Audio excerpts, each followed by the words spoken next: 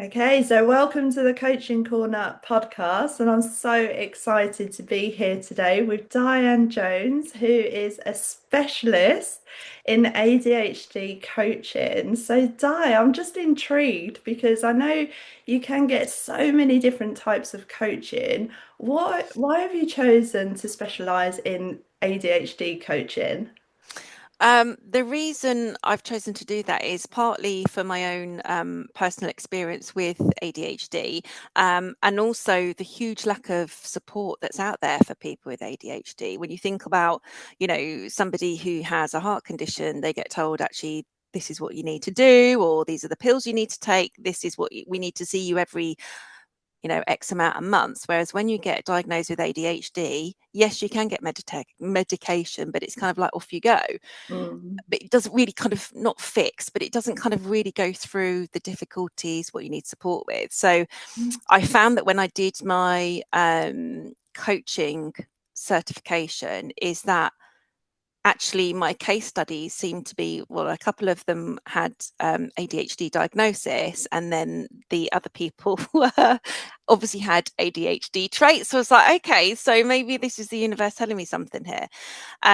But I think where my real passion comes through is that my personal experience with ADHD. Mm. So, for example, my daughter, she's always had those traits. She's always had the ADHD traits. So when I think about when she was little, in year one, her teacher called her Tigger. Don't really need to kind of give you any more information around that.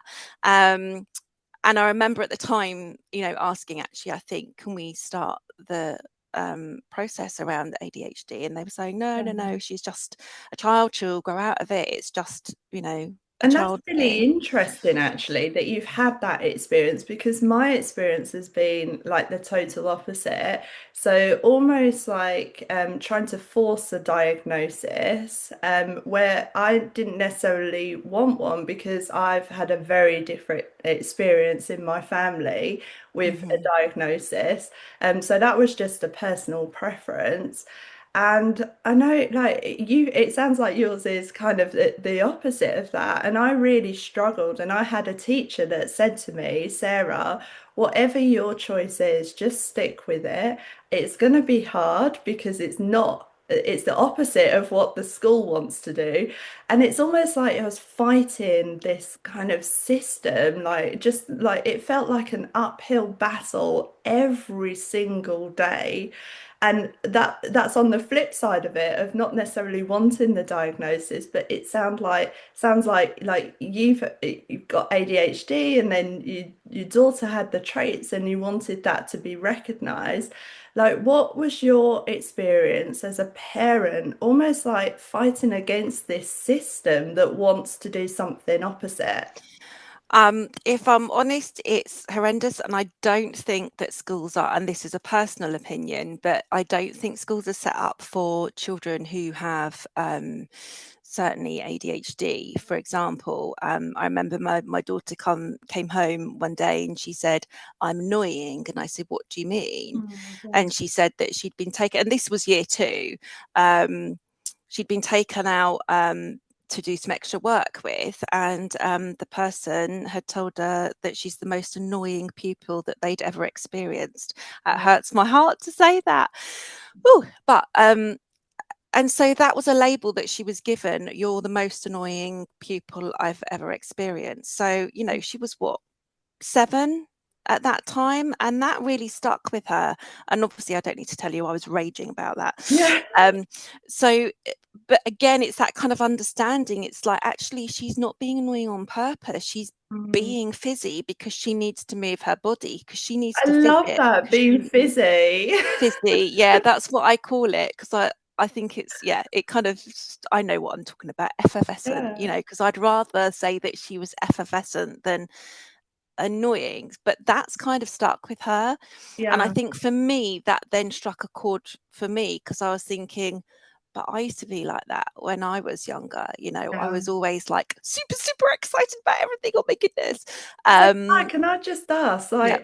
when your daughter was going through the school system, Yeah, had you already been diagnosed with ADHD, or you? no. Because I've seen, I've heard this quite a few times. People say to me that my child was diagnosed, and then I realised actually I've got some of those traits as well, and it's almost like their diagnosis comes after their child, which is interesting. And I think that you tend to find that a lot. So with especially with ADHD, there's normally somebody in the family that's got that. Yeah, Um, because it is a difference in brain structure and the neurotransmitters and everything like that. But um, going off topic again, that's another thing. Bring it back.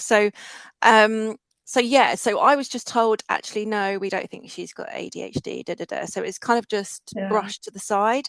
And then it's only, well, she's 14 now, so it's 3 years ago I started the process because I started to notice when she went to senior school, she was starting to really struggle with right, okay, friendships, with schoolwork.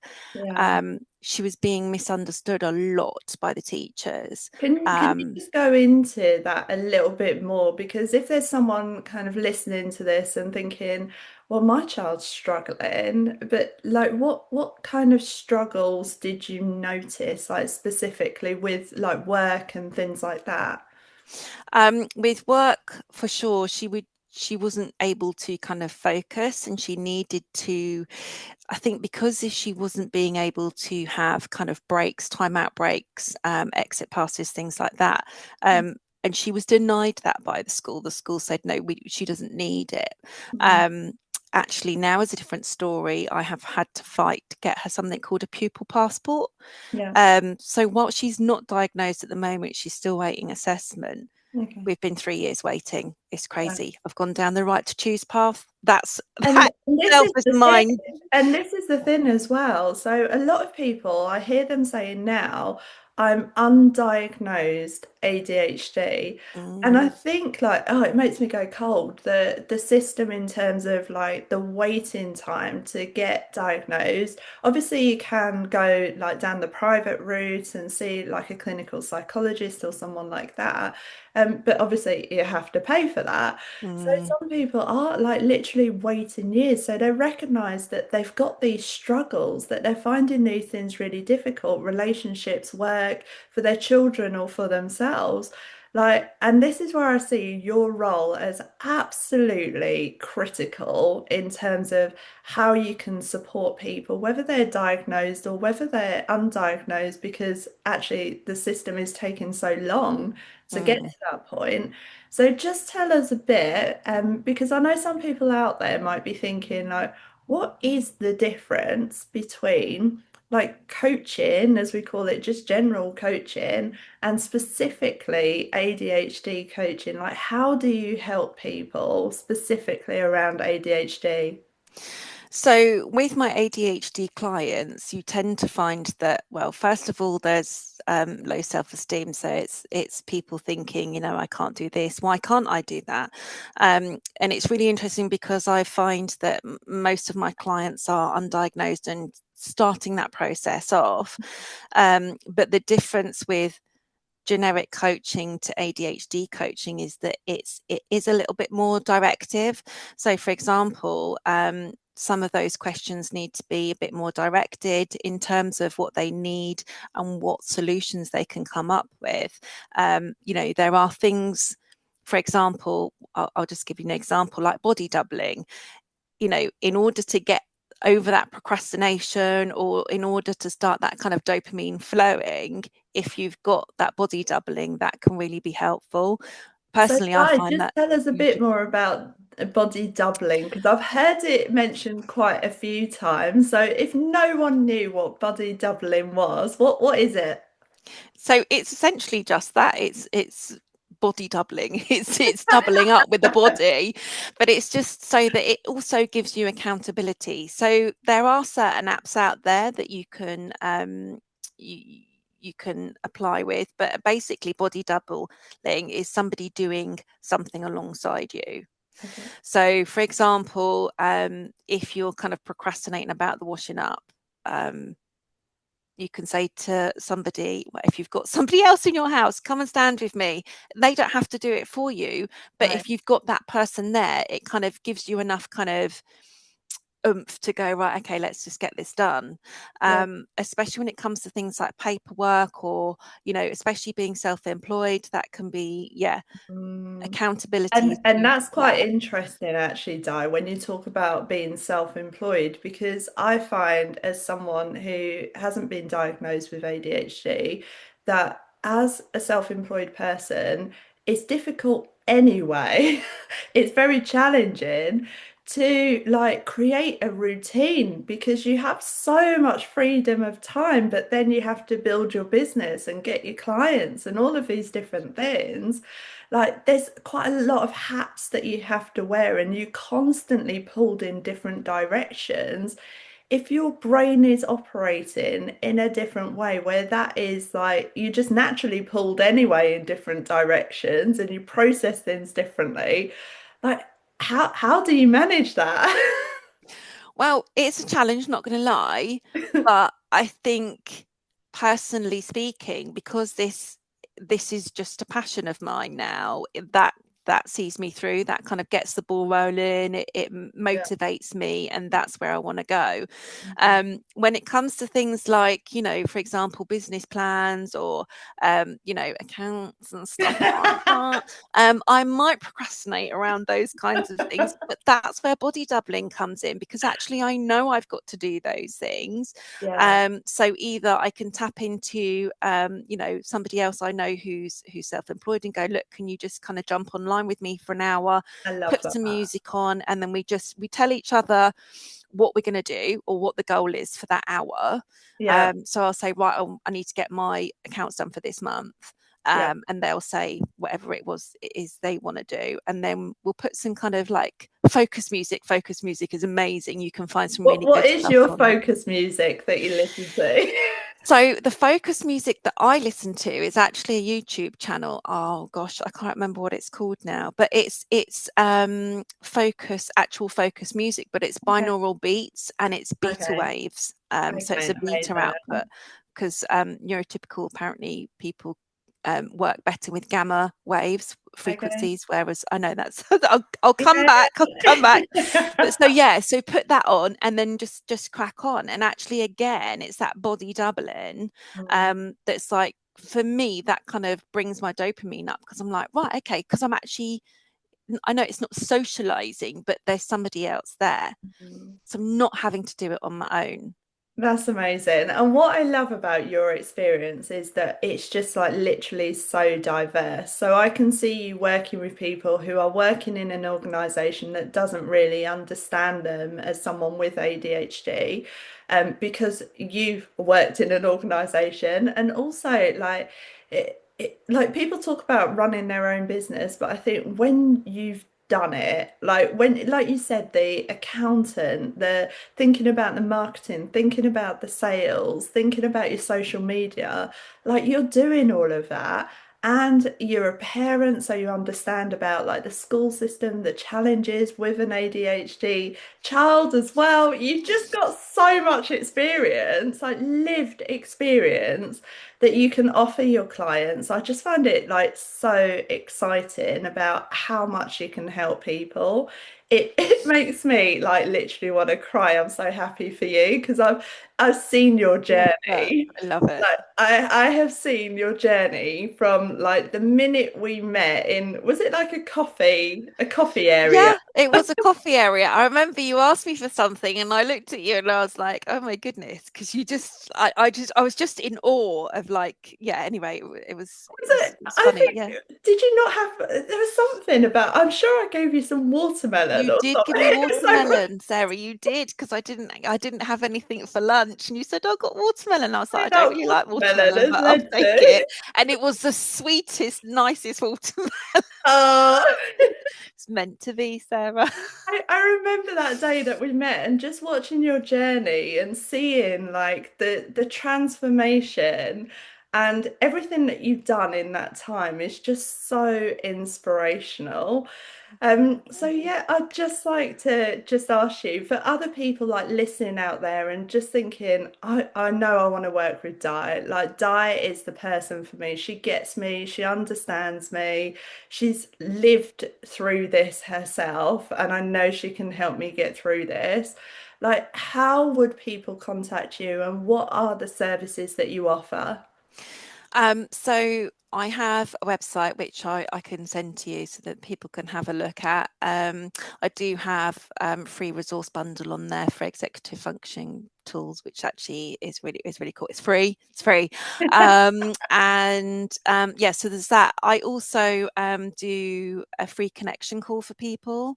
Um, in terms of if they're looking for coaching, we can talk through that. My prices are on my website as well. There are some payment options there if people actually need some help with that too. I also offer an access to work call. And that again, you would think that it would be easier for people with ADHD, right? But they don't make it easy.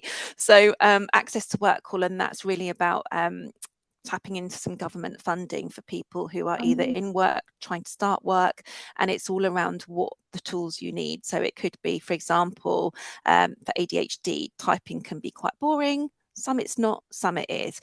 So it's about those kind of software things that you can get funded. You can also get funded for coaching as well for ADHD, to have an ADHD coach. I also offer right to choose calls because that in itself is a complete minefield. I also do offer some kind of, well, again, it's around, there's lots of different, it's multifaceted. So if you think that somebody's got ADHD traits, it's really important to kind of think about if you've always had those, because, I just want to talk about perimenopause. Got to talk about Yeah. that for a moment. So where I'll just make it really simple. So for somebody who's neurotypical, say their dopamine levels are there, and that's what Yeah. kind of help with the organization, focusing, all those kind of tasks. Somebody with ADHD naturally has lower dopamine levels. It's just the way that the brain works and neurotransmitters. When you are hormonal, so when you're getting perimenopause symptoms, they can actually mimic ADHD. But when you have a drop in estrogen, that makes your dopamine levels drop. Yeah. So when we're already here, Mm, like trying to fight for the little dopamine we have, mm, perimenopause hits, and then it kind of drops again. mm. Um, let's not even go there, but that's what makes me passionate as well. So when you're thinking about those traits, you kind of got to think about, did I always have those traits?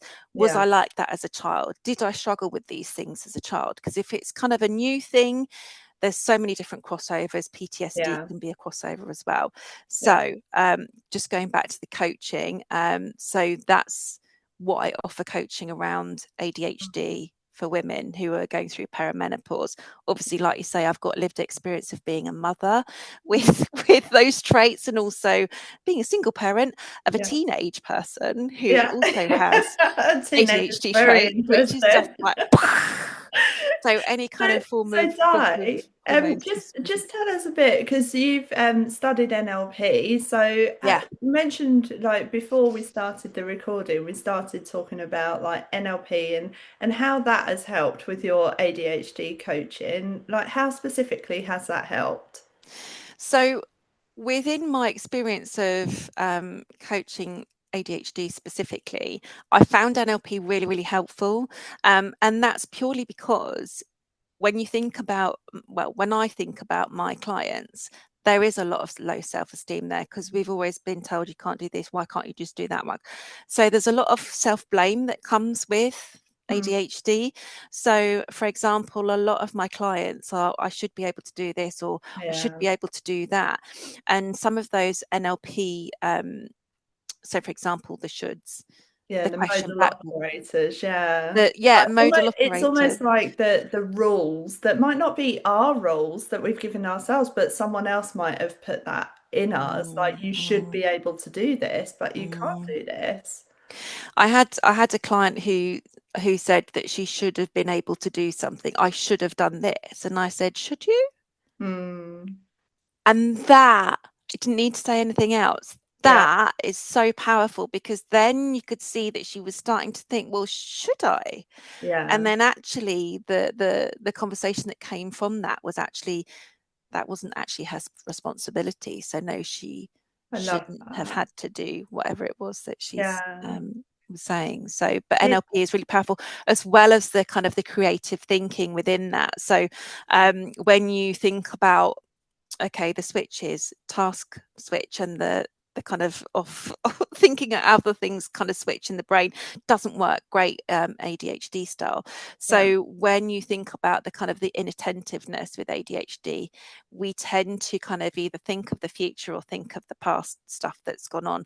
That Mm. can create rumination. But where NLP really helps with that Mm. is that it starts to shift your wiring in your brain, because then you can go, but does it need to be like that? Can you think Yeah. of a different future that you'd like to have? Mm. And that's when the creative center can kick in, and then you're just like, actually, I want to do this, I want I to do love that. it.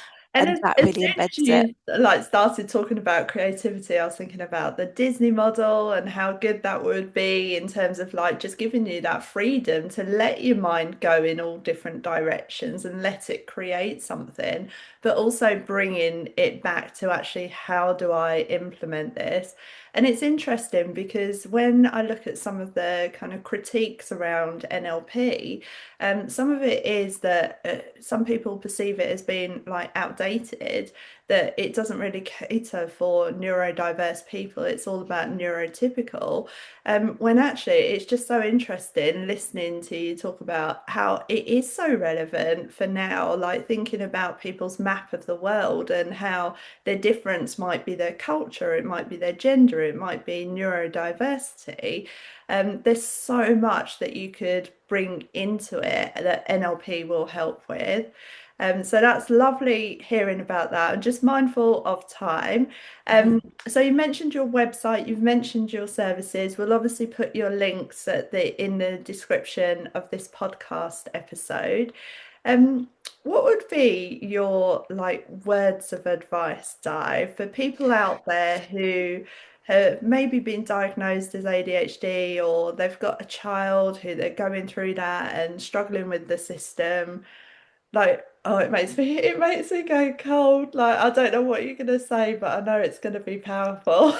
Like, what are your words of advice to them? Okay, so my words of advice are, yeah. So basically, first of all, as a parent, if you're a neurodiverse parent, parenting a neurodiverse child, you know, self-care is priority. It's not a luxury, it's priority. So you've got to put that in place for yourself. So self-care is top of the list.